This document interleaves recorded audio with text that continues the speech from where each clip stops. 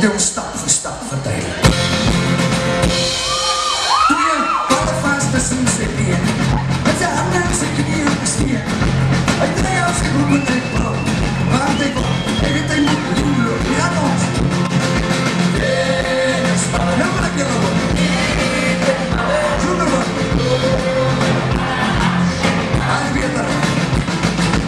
Tennisballen, cricketballen, snookerballen, super middelmaat. Begin Laurens eerste te praat. Want wij super nummer 11, kolat dan ik van mezelf. Ik stroom van zijn stroomseer bij. Dat is wel eerder 2007. Daar is onderaan met samen zijn en leven. Daar is al lang met de loop. En die bokken spelen geen wezen man. Ik voel die stem en een boos, ik voel recht, ik vlug. En ik voel naar en als zweet hier in zijn haren.